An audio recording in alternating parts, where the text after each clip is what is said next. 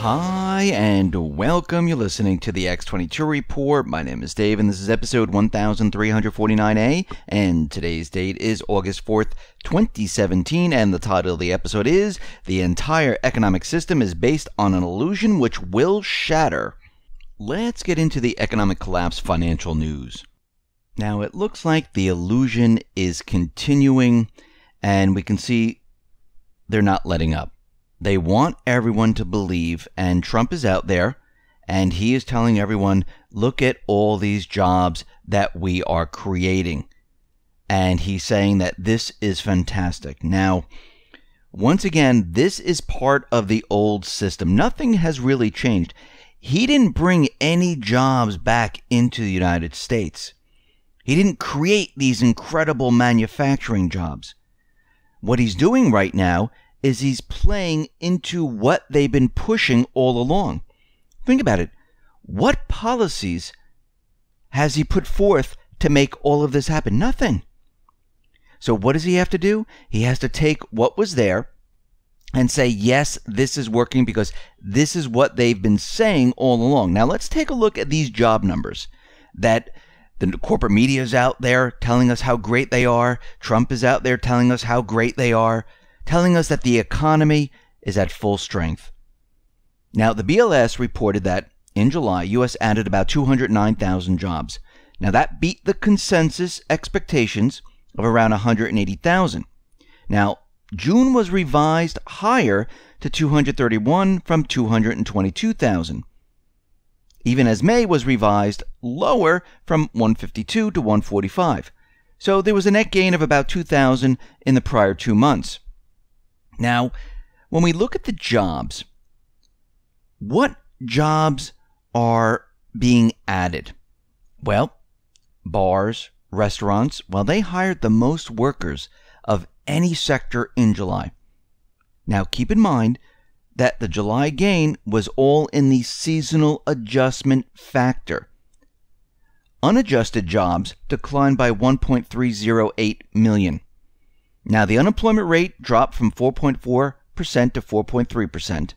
We're almost at full employment here in the United States. Does this look like a country that is fully employed? No, it doesn't. Why would retail be crumbling apart? It doesn't make sense. Why would the housing market be stalling right now? Why aren't corporations making the sales? Why are there so many people out of the labor force market? I mean, think about it. The whole thing doesn't make sense. Now, the participation rate, it rose from 62.8% to 62.9%. So that's really meaningless at this point. And what we're seeing is that these jobs that are being created, they're the low-level jobs. Now, think back when Obama was bringing in all these illegal immigrants, and they wanted to bring in a lot of these refugees. Now, to boost GDP and to make sure that the economy continually operates, and this is part of the agenda of why they were bringing in illegals and why they were bringing in refugees, they needed individuals to fill the low-level paying jobs. And this is exactly what they have done, because most Americans were looking for a higher paying job because most of the people could not survive because they set their homes, their cars, and everything else, they were set at a different level. When they lost their jobs and they were taking these part-time jobs, maybe they have 2 part-time jobs, there were a lot of low-level jobs that no one was filling.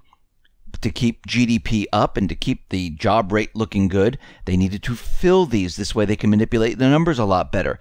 Now, the gap between the unemployment rate and the unemployment to population ratio remains very, very wide. Now, digging through the numbers reveals some troubling features. The household survey reported that an impressive 345,000 jobs were added, more than 50% higher than the establishment survey. Now, the bulk of these jobs, like we said, they're part-time. Now, according to the BLS, In July, 393,000 part-time jobs were added. 54,000 full-time jobs were added. That's it.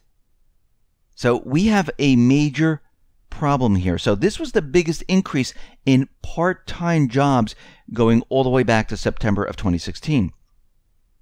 Now, where are the jobs? We said before, they are in food services, drinking places, waiters, and bartenders. That's where they are right now.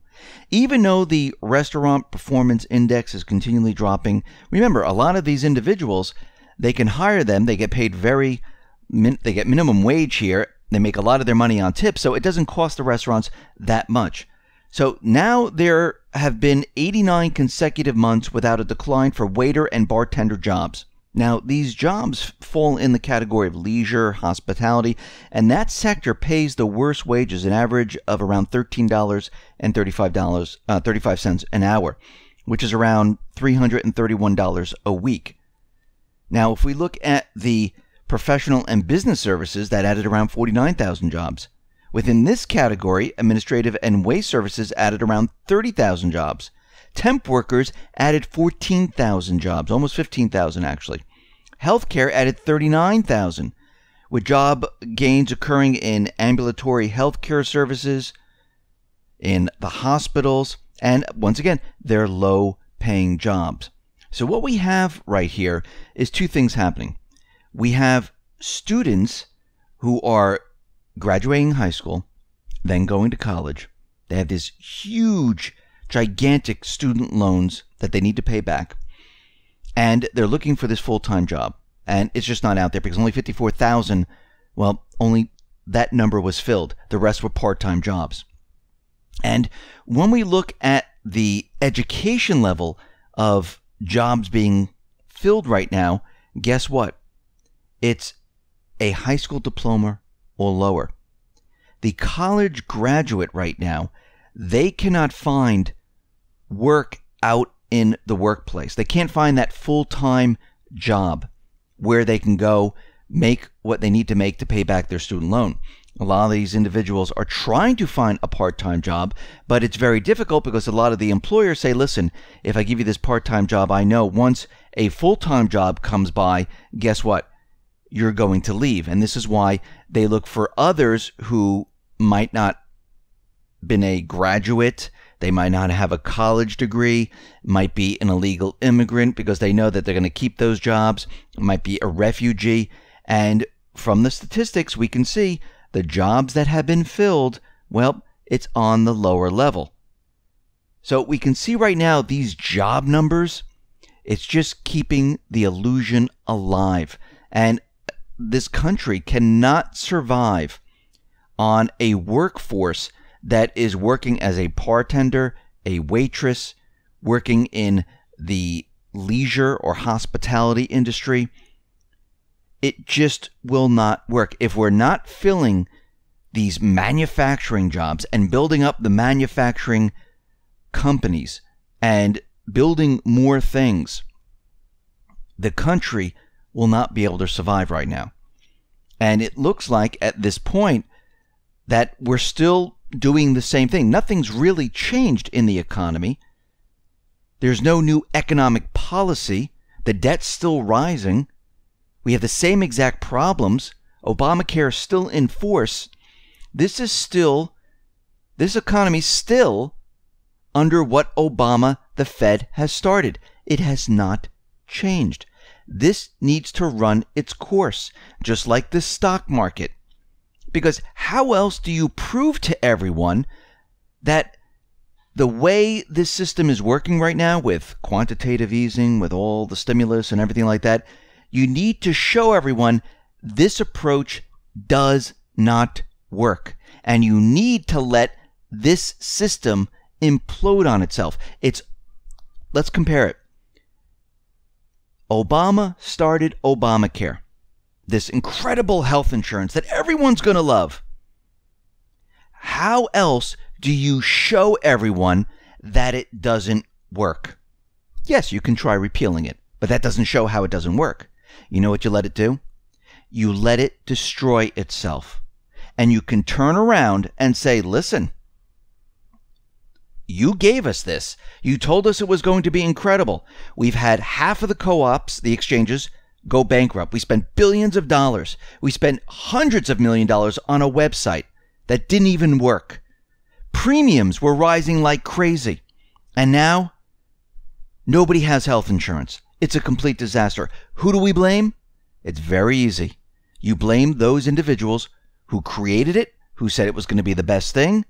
And this is what's happening in the economy right now. The only way to show everyone that this economy, the way it was set up, what the Fed has been doing, what Obama did, what the deep state did, is to let it implode. And the only way to do this is to keep the illusion alive. And this is what is being done right now.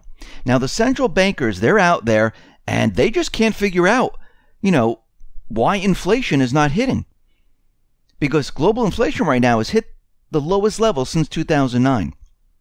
Now, the Organization for Economic Cooperation and Development said that consumer prices across the G20, the countries that account for most of the world's economic activity, they were 2% higher than a year earlier. Now, the last time inflation was lower was in October of 2009, when it stood at around 1.7%. So the central banks, they're trying to tell us that they can't figure out, how this occurred, why inflation is not rising. And when we look at this, we can see what they've done and how they're tricking us into thinking that there's no inflation, inflation is falling, and they just can't figure out why. Now, in general, when they calculate inflation, asset prices do not count. Bubbles in stocks and bonds, they do not count. Instead of using home prices in the CPI, they now use owner's equivalent rent.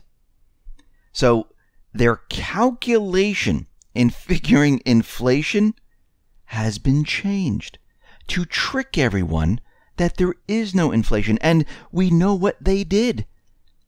They pushed everything into bonds, into stocks, into housing across the world, and they pretend that they don't know. They do know.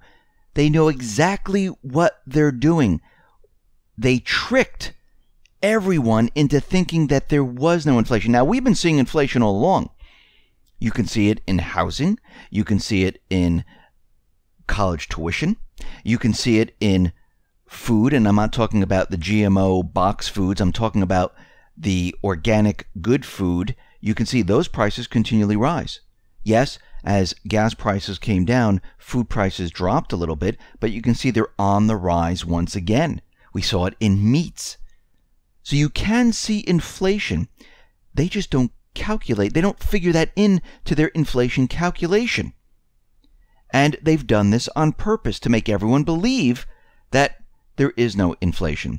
Now, we've talked about the credit market, and right now, Bank of America Credit Investor Survey shows that they're more worried about the Fed in general, and they coined a new term. Now, we know that the ECB, the Fed, the central banks around the world, they're going to be, tapering their stimulus program. Now, we know they do this covertly, but the credit markets and certain financial pundits, they're very worried about this. And of course, the stock market, Wall Street, very worried about this. Now, they're started to talk about how the stimulus is coming to an end. And the new term that they're phrasing right now is quantitative failure. So we had quantitative easing, and they're saying because of that, we might have quantitative failure, where everything that the Fed has done over the many, many years, it might just end up in complete failure. And we can see already the credit markets, they've already gone negative. And we know if the credit markets freeze up like they did back in 2008, it's going to be a complete disaster. So they're very worried about this. They're worried about bubbles in the credit market. And we can see that there are more individuals looking at what's happening right now, and they're starting to realize, well, maybe things aren't as good as they are. Now, we've been following this for a very long time. We know exactly how this economy is falling apart, and not just us, there's many others. And we've been tracking it and watching it, just like we watch Obamacare completely fail on its own. We're watching the economy fail on its own. Now, as Obamacare has been failing, remember when Obama was in office, they were telling us how great it was. They were telling us how many people were joining. They were telling us that premiums are not going to go down. It was all a complete lie. The same thing with the economy, where they're telling us that unemployment is at 4.3%. The economy is doing well. We're bringing back jobs. Corporations, first of all, they're not bringing in sales. Earnings and sales are completely different. We see the tax revenues coming into state and federal government. They are not there. That shows us that the jobs are not high paying and a lot of people don't have jobs. We can see that the GDP numbers have been manipulated from the very beginning. We see retail closing all around us. The housing market is stalling. We already had Home Capital Group. They got into trouble. We see banks in Europe. They are failing. The entire system is shattering around us. The illusion is going to crack. And just like every other Ponzi scheme, like with Enron, with Bernie Madoff, and all the others, it always looks great on the surface until everything falls apart and everyone goes, hey, what happened? Where's my money? And the same thing's going to happen with this economy, because this economy, it's based on a lie. So whatever you're doing, continue to prep. Get your food, get your water, get your supplies. Make sure you have gold and silver to maintain your wealth. It's insurance against a dollar that's going to collapse. Make sure you're prepared and ready, because we're going to go through this transition period. And again, it's going to be in many different stages, where when it first starts out, just like in every other country, and the dollar starts collapsing and we start seeing inflation, people are going to do the first thing that everyone does. They try to get as much as they possibly can and get rid of those dollars that are falling in value. So they run to the store and they try to buy up as much as they want. This happened in Venezuela. This happened in Argentina. This happened in the Weimar Republic in Germany. This happened to many different countries. And once the shelves are cleared out, this happened to in the Soviet Union. Once the shelves are cleared out, supplies, well, they're going to trickle in because the credit market's going to freeze. And at that point in time, you will use your cash. So you need to have cash on hand. You will use it for a period of time. And then I think eventually what's going to happen is you're going to start to barter. Hey, I'll give you a roll of toilet paper for, whatever type of food or water, whatever you need. And I think this will happen until the system comes back online and we go through this transition period. Again, we're at the end of this entire system. The system was built on an illusion. They kept it going for many, many years, just like in the past, about 40 to 45 years, and then it finally comes to an end. This is what we're seeing right now. This is why you need to be ready and prepared. Listen, everyone, thanks a lot for listening. Be well, be safe, and especially be prepared. Thanks a lot.